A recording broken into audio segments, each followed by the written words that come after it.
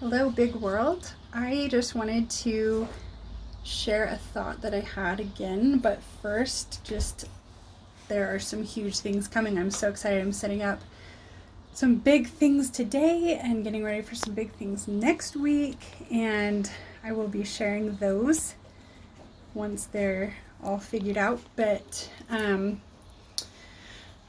was remembering some things when I was younger that really impacted how I think I've gotten here. And of course, there's so many things in my life that have gotten me to where I am today and have helped me heal through some of the experiences that I went through as a kid and a teenager and all that, and just really helped me become a woman. One of the experiences, I'm going to share two different experiences that go together. One of the experiences was as a kid, I was traumatized with water quite often. It was an odd way of my biological mom punishing me and my siblings, was she would take these huge buckets or containers of water with ice cubes in it and would throw it at us unexpectedly. Like, for example, if we were supposed to be taking a nap and, like kids usually do, we wouldn't take a nap, she would pop the door open really fast and just launch this like huge bucket of water at our face, and it was very, very traumatizing. And I was terrified of water for years. I had a really, really hard time learning how to swim. I had a hard time taking baths. I had a really hard time with showering. Like, anytime water came over my face, I would panic. And even if I was with people that I trusted or friends or whatever. So I didn't learn how to swim until I was like 12 or 13 years old, and I had moved to live with my biological father and my stepmom.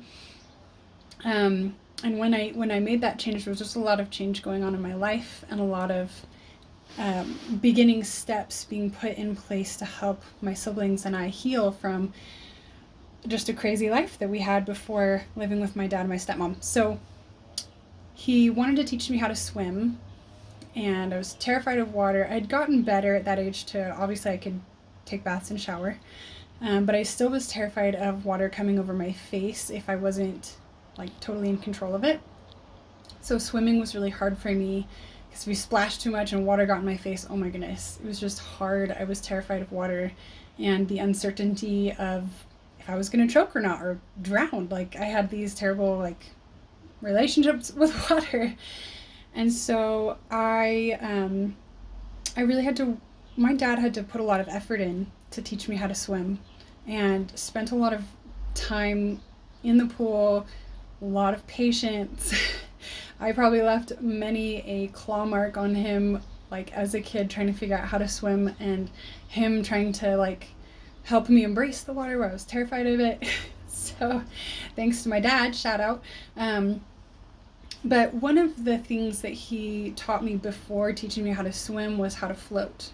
And of course, that was like the scariest thing, because I had, to float, you have to straighten out completely and relax and let yourself float on top of the water. And I didn't trust water, and I didn't trust myself. I knew I didn't know how to swim.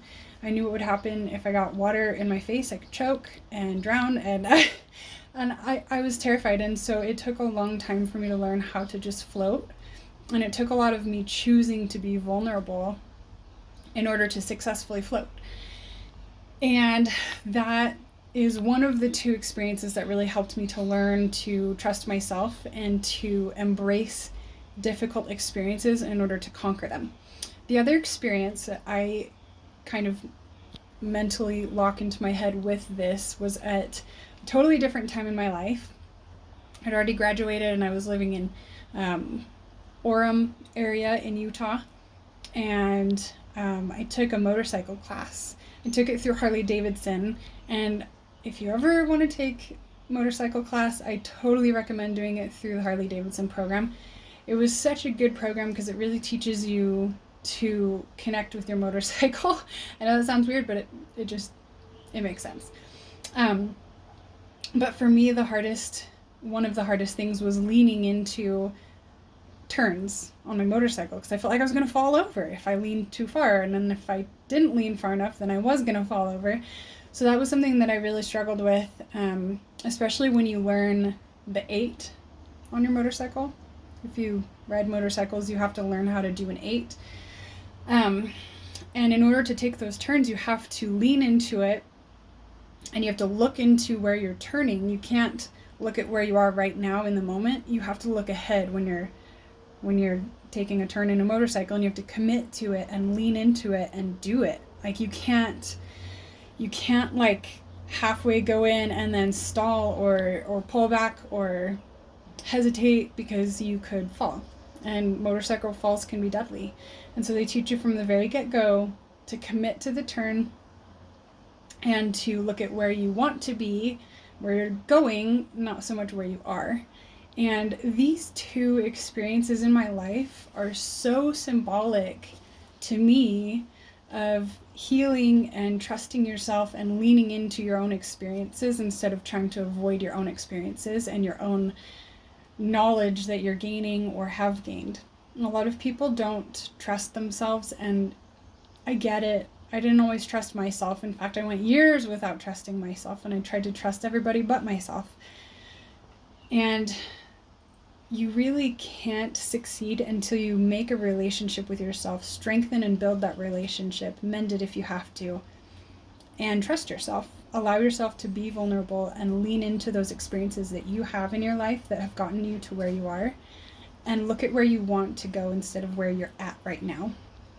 And of course, it's so good to be aware. It's so important to be conscious, but part of that process of success in whatever you're trying to accomplish is trusting yourself and leaning into those experiences and embracing what happened, where you are, who you are, and then focusing on where you want to get.